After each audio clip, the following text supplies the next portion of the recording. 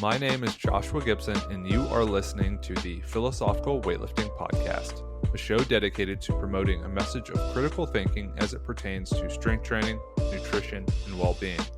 This is done through interviews with experts, high-level athletes, coaches, and people heavily involved in strength sports and athletic development. Pull up a chair, grab a coffee, and let's get on to today's podcast. Hello, and welcome to this week's episode of the Philosophical Weightlifting Podcast. I'm Joshua Gibson, your forever host, joined today by that's T-H-E, Dani Lifts Heavy. Dani, how's it going?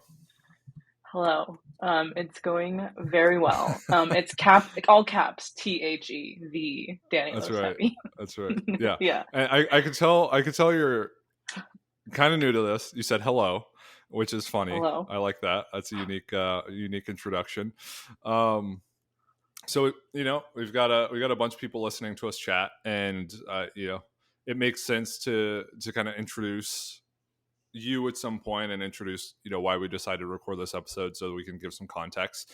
And I think first we do want to say that we will be starting and continuing until a few weeks out a fundraiser for 2023 Nationals that will be taking place in Memphis. So that's 2023 USAPL Nationals, which we'll be competing at. So that's going on. I'm going to link that down below. We're going to be selling a really badass t-shirt that Chris Spencer, a teammate athlete, she does a lot of work for Max, Joe, and myself. She came up with the design. She did the t-shirt. She did the sticker. We're going to be selling the crap out of those because they're awesome. So if people are interested, please go help us pay for Nationals, which would be super beneficial. So links down below. Check that out. And then if you end up buying it and you really like it and you lift in it, like tag us, we'll share it around. We want to spread the word as much as you do. So whatever you've got, we're happy to be here and share it. Just pick it up and then let us know. And if people don't know who Dani Myers Glynn is, which, maybe there's a majority of this podcast who won't. Dani, let's give some context. So what's your background? Why are you on this podcast right now? That is a great question. So who am I? I am on the Philosophical Weightlifting Podcast, right? So what am I? You're right. You're right. That's a badass question. I didn't even realize how great it was until you pointed it out. Thank you for that. Yeah, you're welcome. So I'm a powerlifter. I've been lifting for 3 years now, competitively. And my journey has led me to this point now where I'm going to my second nationals, with USAPL. And it's been like a hell of a ride, but it's been really fun. Yeah, I agree. I think it's been a lot of fun. I think it's been a really tremendous experience. And I think the way we get people to experience that and to be able to feel just how tremendous it's been, because, I feel the same way. As sad as I'll get and as anxious and excited and worried and all these emotions and feelings and experiences that I have, I always kind of ground myself in how grateful I am, one, for like the podcast and for what I'm doing and the people I'm surrounded by, but like just the amount and quality of life I've been able to take part of, or to take part in. And, I think you probably feel very similarly. So let's kind of rewind a lot, because if people go onto your Instagram, it's at Dani Lifts Heavy. You have a picture, and it's of you, I think, dancing when you're very young. And you have a little, caption about, who you are and what you've done and where you've been. And then if you look around, there are pictures of you powerlifting in high school. So you're not unfamiliar with lifting. It's just that, like, more recently, you've developed the abilities and skills that have taken you, super far and turned you into someone who can fucking move weight very impressively. So what's that background that kind of initiated it all way, way back, if we're thinking back to your childhood? Yeah. So I think I, like many women, and like have always just like really struggled with like wanting to feel like I belong somewhere, like wanting to feel like I'm a part of something. And on top of that, like being a woman that is maybe like bigger than like your traditional person, like plus size, super heavyweight, like what, however you want to call it, just like bigger, than like what is the status quo, made that feeling like a little bit harder. So like as a young kid, my mom pushed like gymnastics on me. She pushed ballet. I did jazz for a little bit. I did tap. And I hated it, like truly despised it. And I was like, I don't feel like I belong here. I don't feel like this is not something that I enjoy doing. Like it just like didn't resonate with me. So for a long time, I did swim team after that, which I enjoyed. Kind of like the neighborhood swim team. I don't know, it was just like the Imperial Oak Seals, I think is what it was called. And it was fun. Like I had a lot of friends, like a lot of my neighborhood friends, like I like game through there, and still, like even as like a mid like junior high kid, like I was still like really self-conscious in a swimsuit. So I was like, I don't really love this either. And then I was a freshman, and this kind of happened just like kismet. It was just like perfect timing. My older brother Jordan was a senior in high school, and I was a freshman in high school, and we got to go to the same school, Oak Ridge High School. Shout out War Eagles. And we wanted to do something together. It was like his last year in school. It was our only year of school to like be together in the same school. And he played football, and then in off season he had been powerlifting, and he somehow convinced me to do it. And I was like, sure. I had no idea. I don't think I had ever touched a barbell in my life before. So I ventured into this like powerlifting, like high school world, for like one season. And it was like, I honestly can't remember a lot of it other than like hating putting the bench shirt on and being like, what the hell am I doing? I was benching like 35 pounds or something like that. I was like 181, like benching, next to nothing. Like it was really difficult, really challenging, and still kind of like living in this world of like, I was wearing a singlet, and I was like, oh my God, everybody can see like every part of my imperfect body. Like back then, like, what I thought was like imperfect. So after he graduated, I didn't continue. Like I didn't do it again. I didn't feel powerful. I didn't feel like I owned that space. Like I didn't feel like I had a right to be there. And that's what I told myself for a long time. So although high school powerlifting was like really fun, you wear like the knee wraps, it's basically equipped lifting, very different from what I do now, in terms of like powerlifting. And then the next time I touched a barbell was probably in like 2014. I was a part of like the CrossFit phase. And I had like gained a bunch of weight and then lost a bunch of weight really, really fast. So in 6 months, I dropped 50 pounds. I am diagnosed with PCOS. So I have cysts in my ovaries that are not painful, and they are benign, but it causes all kinds of like issues that are similar to like type 2 diabetes. But I was put on a medication that helped me lose a bunch of weight really fast. And I was like feeling really good, and I was like lifting and, like all the shit that you do in CrossFit. And that's like no tea, no shade to like CrossFit athletes. It's just not for me.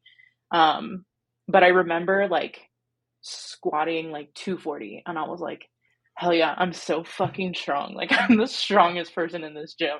And I was at that time, like like as crazy as that sounds, like I was the strongest woman in the gym. Granted, like all the people I was lifting with were moms and like, I don't know, teachers, just like suburban ladies. And like I was like maybe 21, 22, and I was like, I'm so stronger than you. I'm clearly not competitive at all. Right. And so my aunt was actually my coach at that time, and I just got burnt out really fast on CrossFit. Like I did it for maybe like 6 months, and I was just like, I'm done. Like I hurt my shoulder, and I was like, I'm just not enjoying this anymore. But what I picked up from that is that I really loved the feeling of being strong. And I wasn't really able to hone it until like 2020, which is when I met you, Joshua. Express the passion that defines you. At Virus, we understand that when it comes to performance, The slightest edge can mean the difference between winning and losing. Each product is designed and tested with performance in mind. This principle inspired the technology that is infused into our apparel. Built with the intention to move with you and work for you, we create tools meant to help express the passion that defines you. The future of technology-driven apparel. Improve performance, prevent fatigue, recover faster, and go further. Virus is a proud sponsor of Josh Gibson and the Philosophical Weightlifting Podcast. Use code PHILWL for 10% off at checkout. That's PHILWL, PHILWL, for 10% off. Yeah, I think that's a great background, and I think it gives a lot of context. Mostly, because I don't know how many people like in high school or in middle school or around that age powerlifted or lifted weights, and then kind of took that and eventually got back into it. And then not only that, because I lifted in high school and then I took a break, but you get back into it and realize that it's something that you take to really, really well, and that you have this like affinity for, this natural, like I don't want to say like a gift, but like a talent or proclivity to do and to do well. So when you started getting back into kind of lifting in 2020, I mean, obviously we kind of know where you're at now, and we're going to cover kind of like what your thoughts are around that and where you'd like to be. But what was kind of the major interest or reason for kind of re-pursuing something that didn't really stick, in the first place? Yeah, so throughout, like, since I was a kid, I talked about like dance and swim team and all of these things. Like, there was a part of me that I was always like, I am meant to be strong. And for a long time, I was like, I don't want to own that part of me. Like, I don't want to face that part of me, because what that would mean then is like, I would never be a small person. So I met my now husband in 2018. And he actually was the one that got me back into the gym. And he was like, he got us like a couples membership to a gym here in Columbus. And that's actually how we determined that we were like officially a couple. I was like, oh my God, you think we're a couple? Like we have a couples membership to the gym. And he was like, are you joking? Are we in middle school? And I was like, I don't know. Are we? Anyway, so we started going to this gym. And at that time I was like, I'm just going to go. I just want to do cardio. Like, I was still in this like mindset of like, I don't want to be bulky. Like, I don't want to be big. I don't want to be a big person.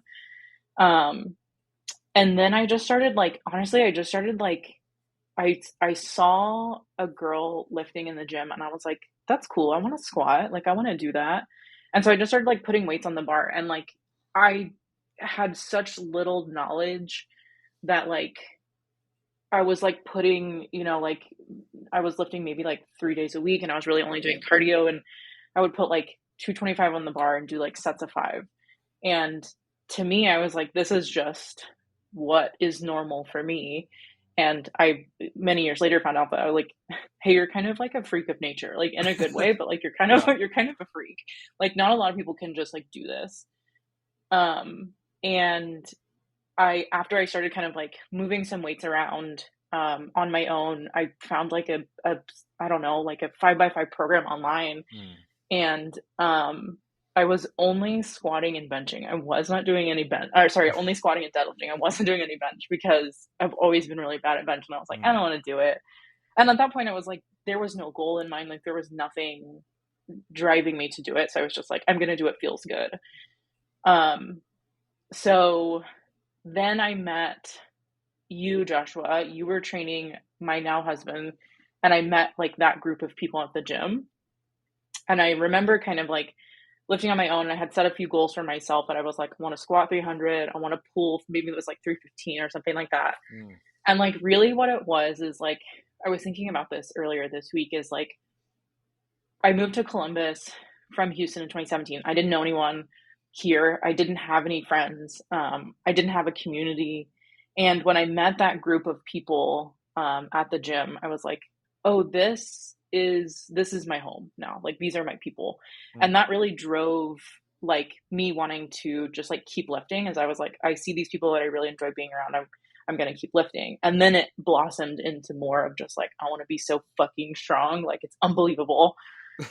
Um, so so like in between that time, I think, Josh, like I asked you, like it was like the first week of March in 2020. I was like, hey, will you coach me? Because I think I want to compete. And you Mm. were like, sure. And then like 5 days later, all of the gyms closed down. And I was like, what the fuck? um, so I think it was like part of it, to answer your question, like part of it was um finding a community, but also finding a purpose like outside of work, like finding Mm. something that I could just like give myself to, not only work but outside of my relationship as well. Like I just wanted something that was for me, and like lifting was that, and still is that. Yeah, I think you made a really interesting point early on, and I think this is something that I have to, every time I think about it or feel it, I have to recognize it and like make sense of it again. And that's Hmm. when you say yes to something or when you say no to something, you accept that you're like really closing off a lot of options or opportunities. And you kind of made that point of like, well, if I do this, then I kind of have to like embrace this different aspect of Hmm. who I'm going to be or who I Hmm. am. And I have to say Hmm. no or kind of close off, at least temporarily, the other alternatives, which that Hmm. kind of in and of itself feels like constricting or constraining, because when you start to say no again, you just limit and narrow, and it feels like you're potentially missing out. Or if Hmm. things happen to change and you want to fit in a different way, it's like, well, I can't really be that. Like, I made the decision to hmm. not be that. So I recognize that, like, myself, I'm different and I don't fit that mold or fit that circle. So it's just not for me. Hmm. Um, Hmm. that stuff that can be scary, right? And I think like a lot of life changes kind of occupy that same space. So that's kind of what I connected everything to when you made that point about kind of making the decision to start. So Yeah. I don't know if you have any thoughts on that. Yeah. I mean, it's like for me, it was like fully embracing like who I have always meant to be, right? And that does mean like saying goodbye to a lot of like who you wanted to be or who you thought you should be. Um, and it's kind of like putting faith in yourself and being like, Hmm. well, I hope this is a good decision, and just like doing it. And then like I think like how I relate to that is like um again, like to go back, like as a woman, like at least in the world that I've grown up in, is like there's a lot of like body image Hmm. issues and like a lot of back and forth. So even though I'm like, all right, I'm going to embrace this part of me and I'm going to go forward with, being strong and being big, um, that doesn't mean that I get rid of those thoughts immediately, right? Like they always like linger. They're always in the back of my mind, like they're always in, and I'm looking at training videos, I'm like, oh great, this is a horrible angle, like everyone's going to see the third chin that I have, right? And it's like, it doesn't really matter. At the end of the Right. day, it doesn't matter, Yeah.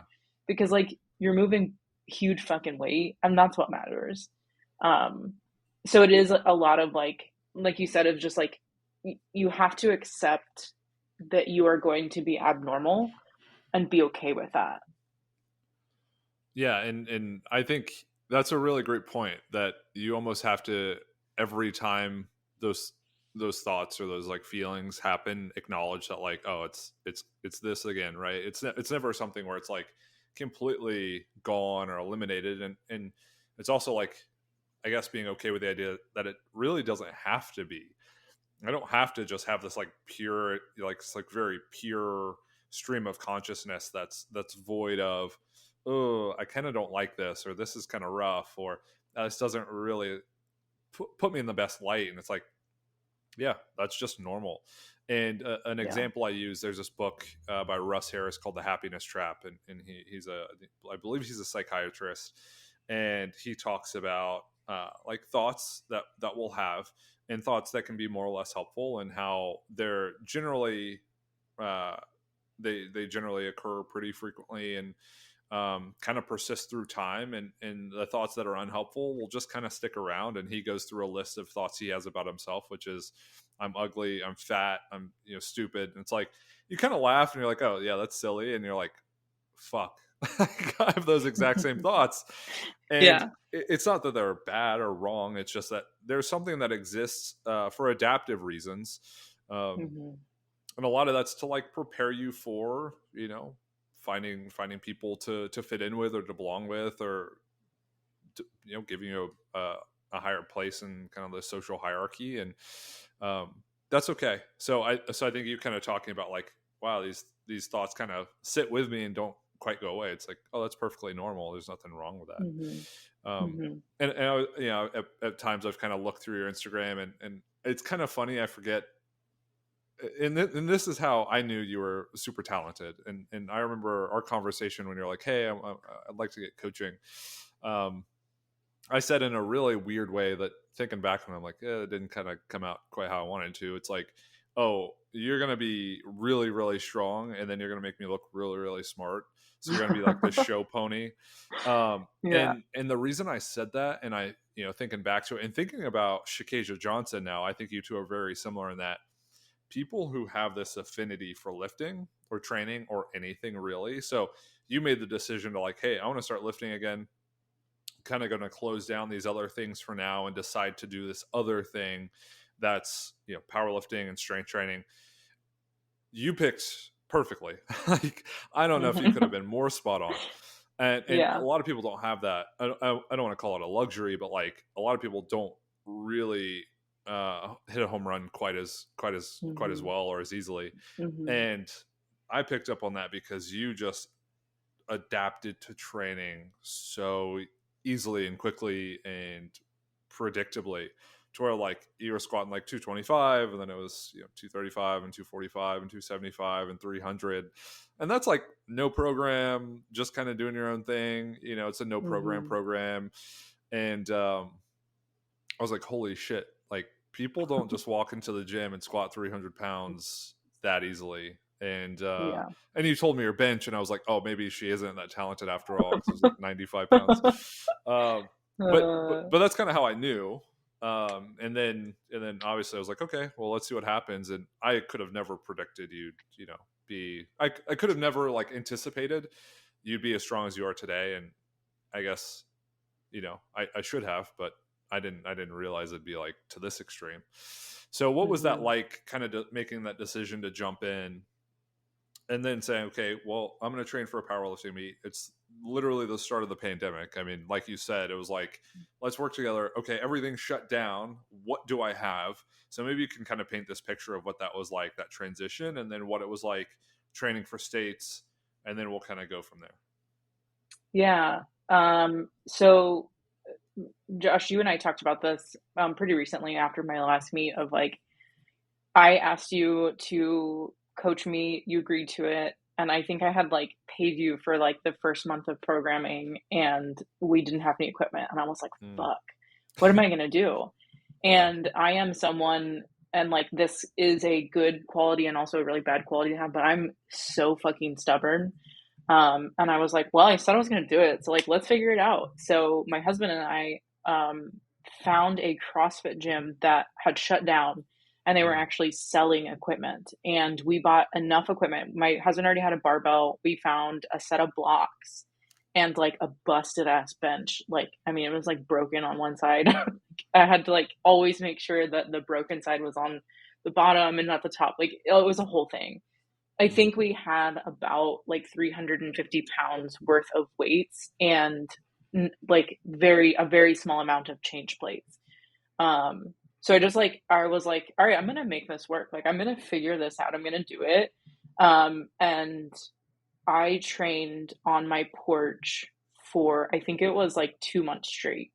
So I would like go to work, come home, do my program on the porch, and like my poor neighbors were probably like, "Oh my God, this insane person!" Like I live in a townhome in like like city, so like we're pretty close proximity.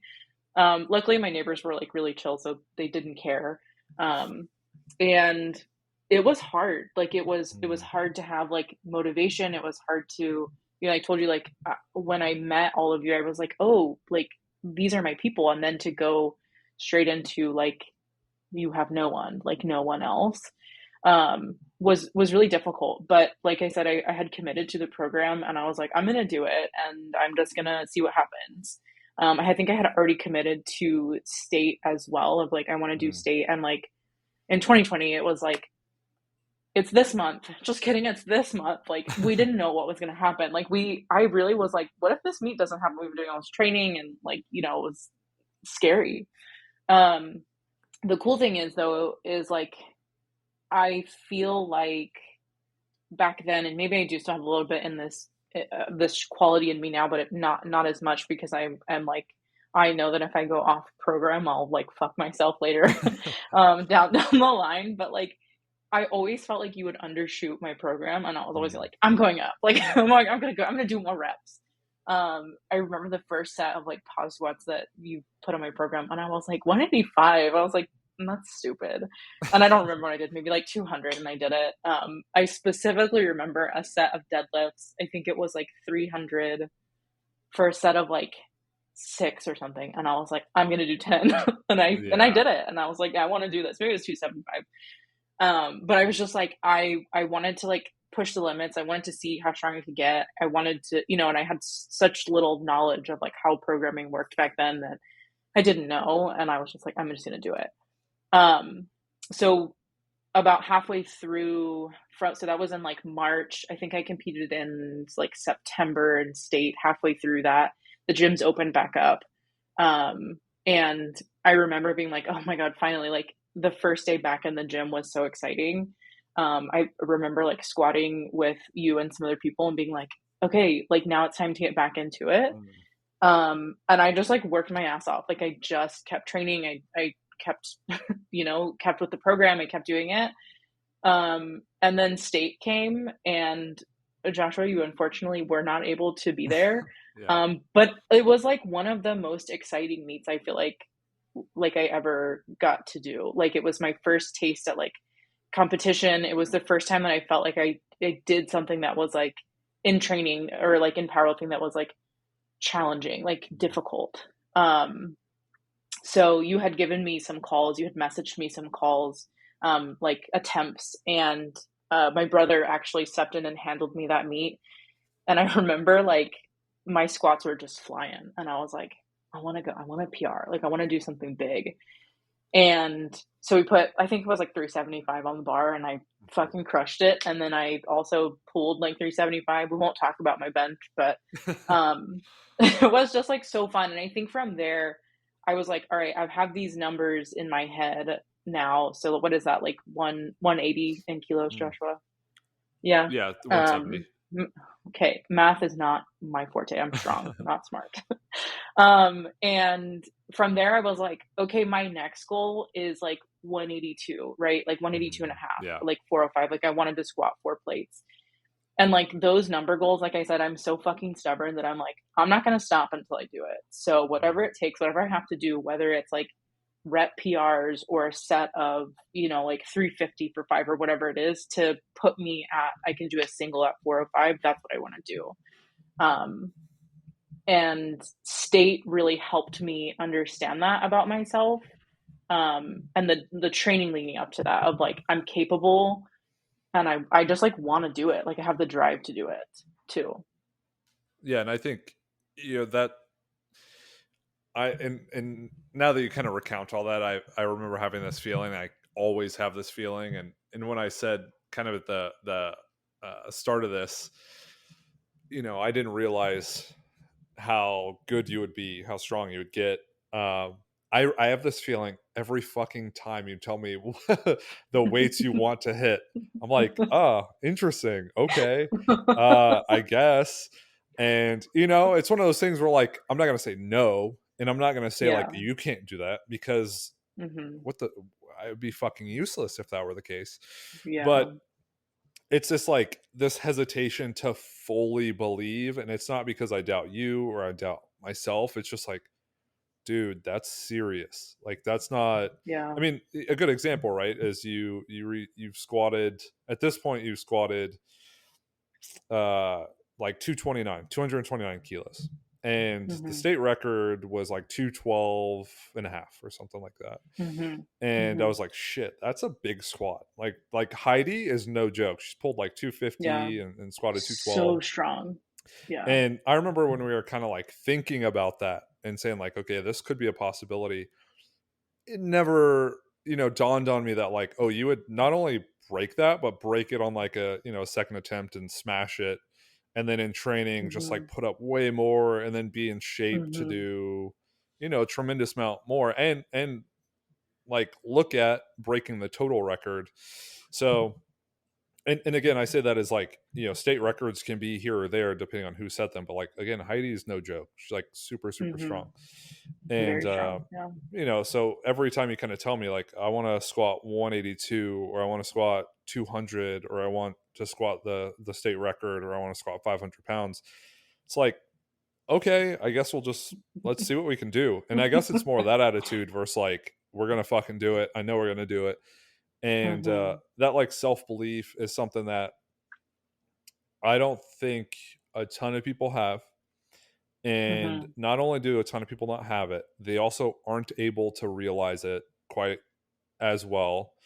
So I'd say it's like that's a really powerful combination to say like, I know I can do it. I want to do it.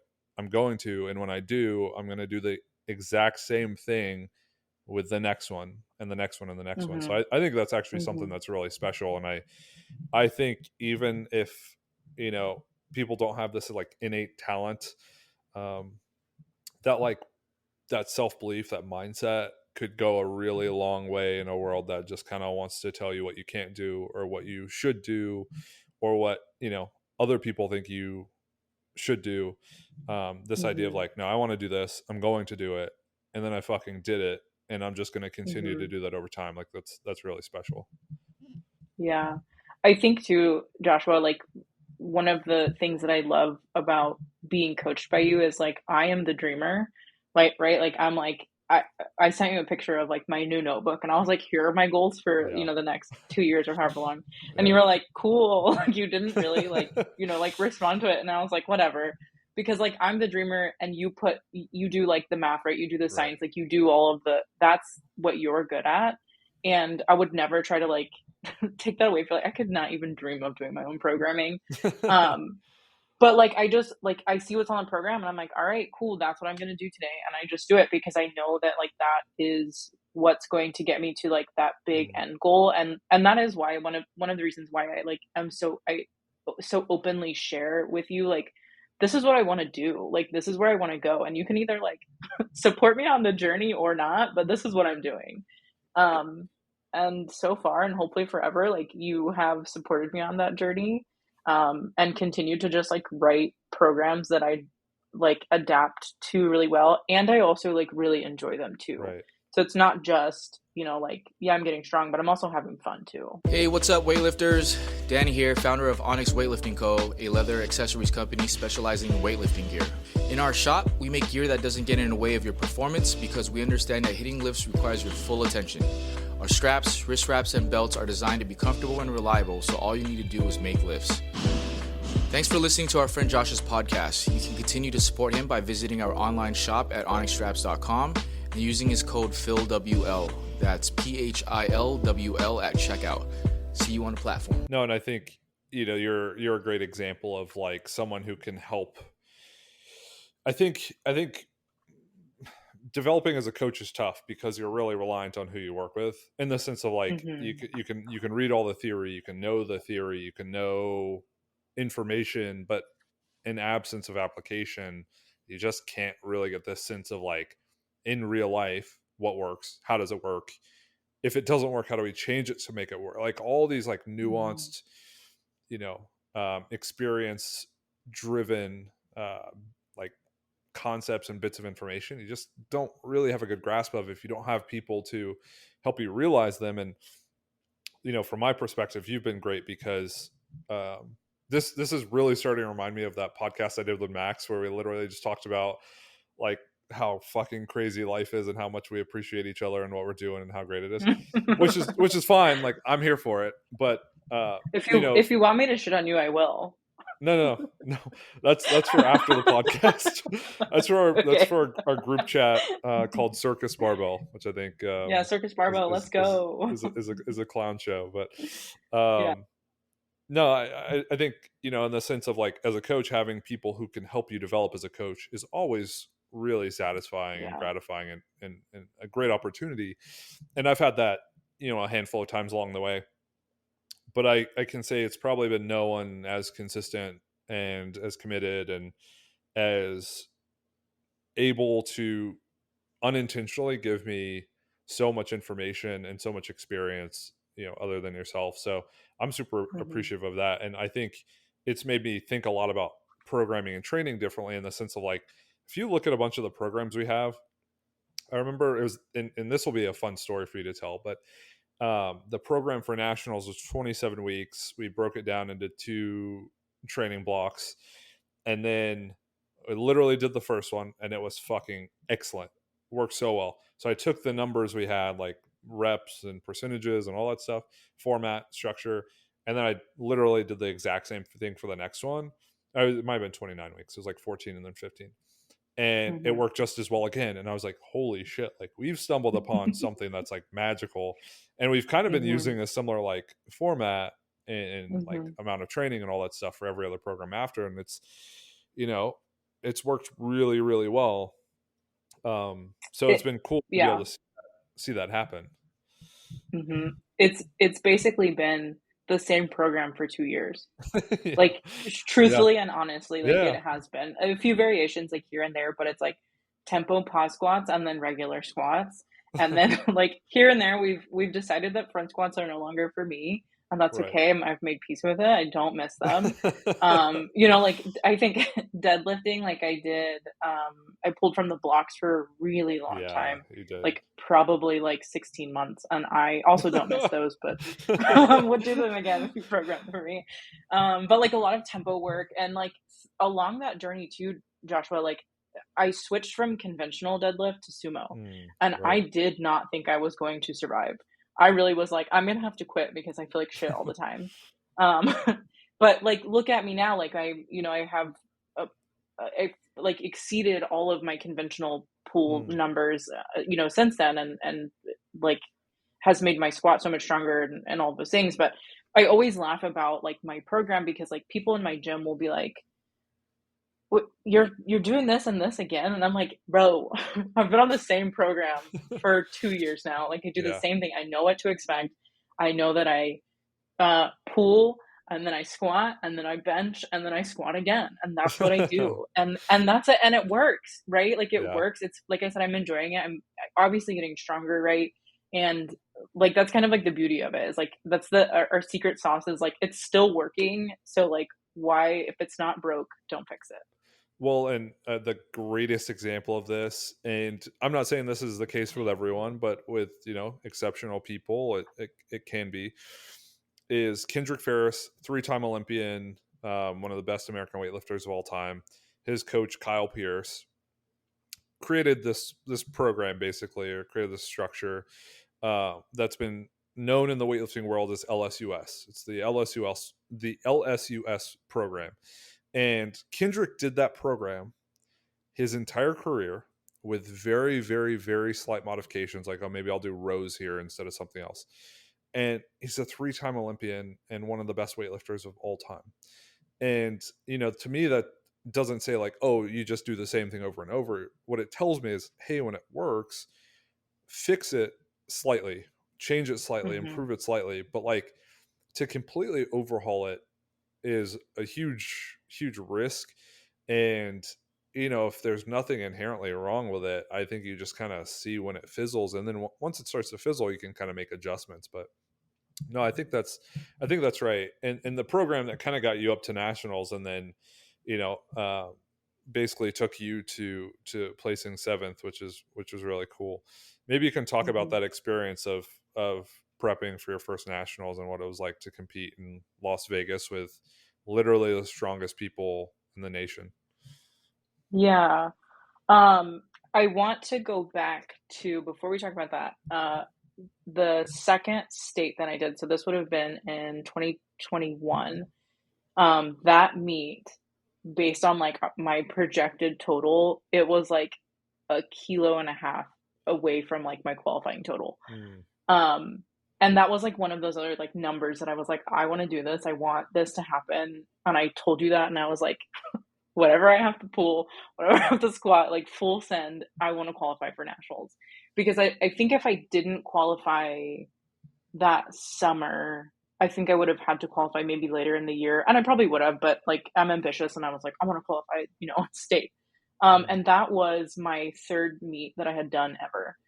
And I pulled my last deadlift. I can't remember what it was right now, maybe like 429, so like 190 kilos, and got my white lights and got my total.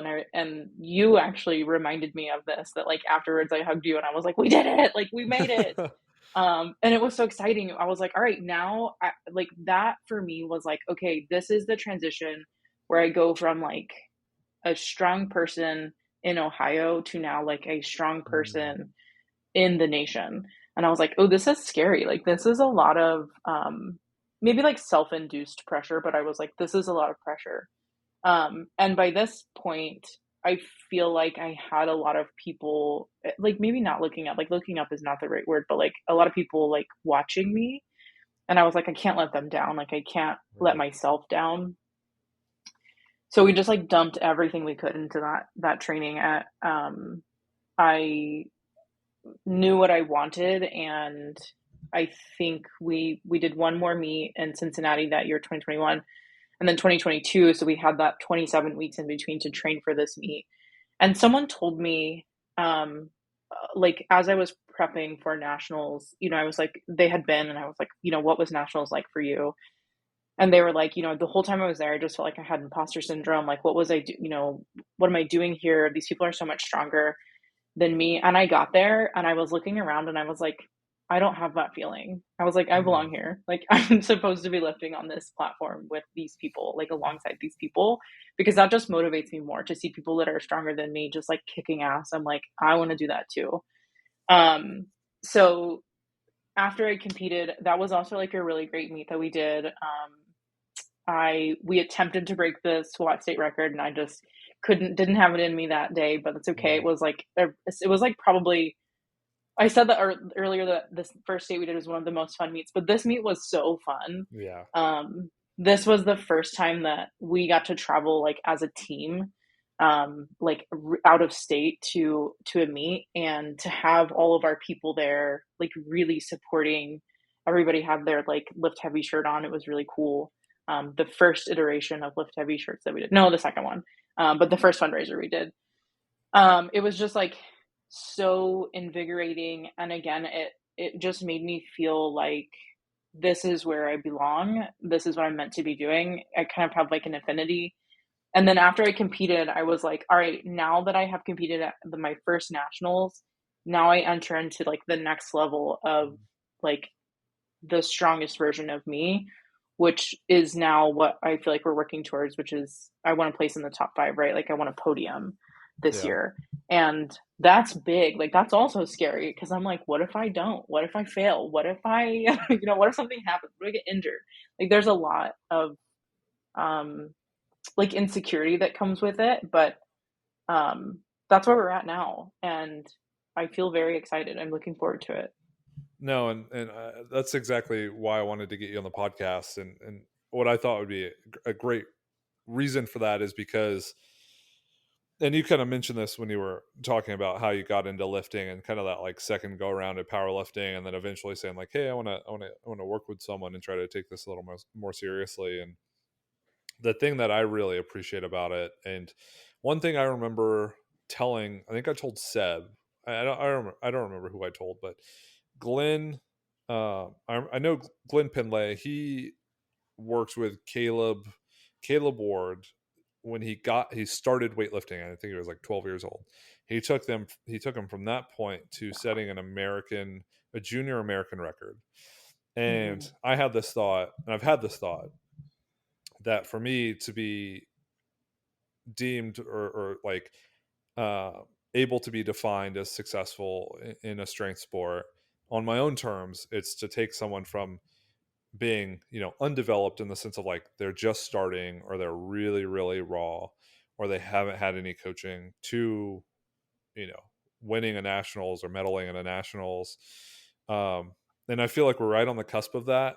And I think Mhm. it's really cool to be able to share that as, from day one up until now, it's been kind of you and I every step of the way. It's like everything you've done has essentially been programmed or written down or talked about or thought about and discussed, and to some extent organized, to Mhm. kind of get you to that point, which I think is really special. I don't know how many coaches get the chance to do that, because of the way social media works and the way strength sports work. Just people go back and forth a lot, and people are like developed and switch coaches and teams, and it's just this weird thing. So I think that's really Mhm. cool. Um, and then from that point, when you competed at national and said, okay, we're in the books, this is what I've done, this is what I want to do, how's it felt kind of from that point prepping for this one, the nationals that we pretty much opened the show with, saying like, hey, we're fundraising to be able to support our trip, um, all the costs that are going to go into it, the thing we're kind of looking down the barrel at. How does it feel kind of from the first nationals to this one? Yeah, I fully resonate with what you said of like taking someone who is maybe like underdeveloped or just like not exposed at all to their potential, to like where we are now at this point. And like this journey has not been easy by any means. Like it is fun, but it doesn't come without, like the bad days. And like Joshua, you have seen me at some of like my worst times where I've been injured and I'm like, I want to fucking quit. Like I don't ever want to pick up a barbell again, to then like breaking a state record, to then qualifying for nationals again and also bombing out of a meet. Like it has not been easy, but it has been fun. And I think what it's done for me is solidified my decision of leaving the old version of me in the past Mm. who was afraid of this version of me, and fully embracing me now and saying like, this is my calling, like this is my destiny, and really feeling like I have a space to be not only the strongest version of myself but also the best version of myself, because tapping into this strength has allowed me to, um, be a better wife, be a better friend, be a better coworker, be a better daughter, be a better sister. Like it's allowed me to fully come, like step into who I'm meant to be. And like nationals is just like a benchmark of that. So like it is really fun to be like, look at all this hardware I have, right? Look at the state record that I have. But I think like the coolest thing about it is like me 3 years ago would have been terrified of me now. Mm. Been like, who is that big scary bitch over there? And like again, like nationals is just like a part of the ride. And I hope that what it becomes is like a stepping stone for my next goal, which is hopefully one day being able to go pro in USAPL. And then my wildest dream is to compete at Worlds, and that's, Yeah, it'd be a pipe dream fucking right now. sick. But like, yeah, it'd be so cool. To compete with some of those people that compete at the world level. Um, but yeah, that was kind of like a lot of thoughts all in one. No, and I think what you mentioned resonates because you're able to find something that allows you, and this word, I really like this. I think it's apt here.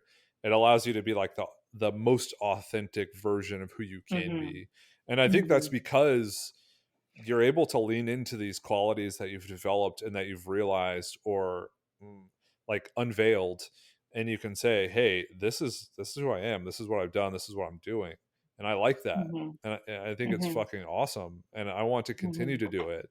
And you can kind of trim off that, and we talked about this before when you mentioned, um, if I make this decision, I kind of close off these other things, and I have to embrace this part of who I am or who I'm going to be.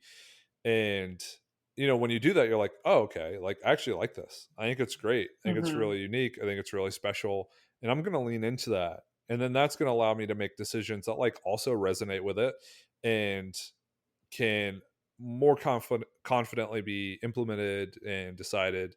So I think it's great that like this pursuit of strength has also kind of realized this more authentic version of who you are, and Mhm. infiltrated every other aspect of your life. Because honestly, it's the same here. Like I put up an Instagram post today. This is going to date the podcast, so if you guys want to scroll through my Instagram, you can. But it's a picture of myself and Seb, and I was at his wedding. We hung out for a few days. We spent a lot of time together, and um, I'm super grateful for that friendship and what he's been able to allow me to do and helped me do. And then to be able to look back and be like, man, like I've developed so much, and he's been a huge part of that. And it's allowed me to become a more authentic and like more complete version of myself.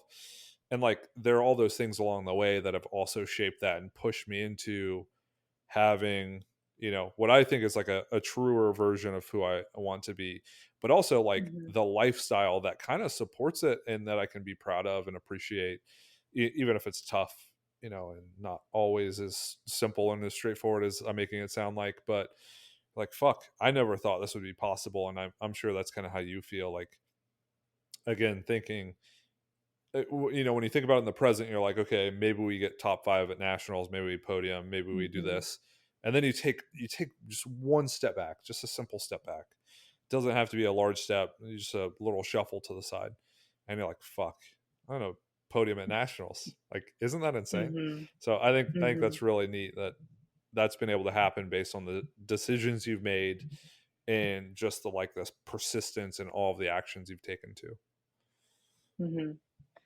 Yeah, and like I've been with you now, Joshua, for 3 years, and I've like seen a lot of your growth too, and it's like helped me grow as well. Like when I started lifting is when all of like the best parts of my life started happening. Like my relationship with my husband got significantly better. I found literally the job of my dreams. I am like the strongest version of me that I could ever dream of being, and like that didn't come without like you believing in me, number one, but also like you never like none of my dreams are ever too big. You've never said that to my face. You might think it, but you've never said it to my face. Like, yikes, going pro. Like, oh, I don't know about that. Like, maybe have a couple more years, right? Like, I say it, and you're like, all right, cool, we'll make it happen, right? Like, we maybe don't put a timeline on it, but I think the you that I met, the coach that I met 3 years ago versus the coach that I have now is like there's so much room in you now for empathy, for like understanding like what I need and like where I'm at, and just kind of like meeting me in my training and all of those things. Um, you've really grown in that, and I don't want to give Seb all the credit, but like I do think that like your relationship with Seb probably contributed to a lot of it, Yeah. and it's something that has like kept me invested in like our coach athlete like relationship. Is like you are meeting my needs as an athlete, and I want to continue to get strong, right? And not just physically, but also like mentally as well. And that comes from like having a really strong support system. So thanks for that. Yeah, of course. I think that's as true as it comes. And it's funny because even as you're talking, I was like, I don't know if I could commit myself to saying, oh yeah, we'll definitely qualify for worlds and compete there. I can't do it. And it's not that I don't want Yeah. to. Like I would love to be able to do that. It's just like I'm operating on the evidence that I have, and the evidence that I have is Hmm. like more limited. In moving beyond that is like tough for me. Um, Hmm. and to be fair again to Seb, like he's a guy who continually has kind of raised me up, both uh, like physically in the sense of like giving me a ton of opportunity, but also emotionally and psychologically, but by saying like, hey dude, you can be as good as any of these other coaches. Like, you're one of the smartest people I've met when it comes to this and that. Mhm. And it's like, man, this guy has unending self-belief in me, just like, Mhm. Danny, you have in yourself, and that Mhm. we have in each other. But it's like, it's crazy when you're able to receive that for so long and then see it realized too. So I kind of understand where you're coming from in the sense of, these are things I want to do. This is the person I want to bring on to help me get there. And then when it happens, it's really special because it's like, oh, all this came to pass, like all this came to fruition. Um, and I think, it's something that like you worked and we worked tirelessly for, and will continue. Um, so I think it's great. I'm excited for people to be able to kind of stick around for the journey, and to continue to keep up with it and to see what happens. And how many weeks out are we? It's the meets in September, Mm, so probably like 9 maybe? 9 weeks out. Okay, 7? I don't know. 7. I think we're 7 because it's Yeah. been one, two, Okay. 3. We're on week 4, and so it's 4, Yeah. 5, 6, 7, 8, 9, 10. Yeah, so it's 7 weeks out. And I'm excited. Your deadlift has been looking. It is funny, right? Because your squat has always gotten the shine, and now it's Yeah. like, oh my god, your deadlift is fucking taking off. Yeah. Which I credit to a lot of just like super deliberate practice and exercises that allow you to perform the movement better, and dosing training correctly, and like you showing up and doing all of it as well as you can. Mhm. So I'm excited. I think that's going to be a lot of Yeah. fun. And then for the people listening, so they can get a sense of who Danny is outside of just lifting and training and all that stuff, what are a few things about you that you feel like represent who you are and that you think people would be interested to hear about? And if they're also like, oh, that resonates with me, they can reach out and kind of start a conversation about that stuff. Yeah. First of all, I love building a community in the lifting space, number one, but especially like women in the lifting space. I think there's a lot of still like a lot of stories that we tell ourselves of like, I don't belong in the gym. I don't have a space in the gym.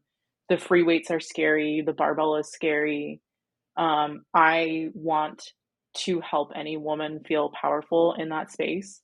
We belong. Strong is strong, period, no matter what.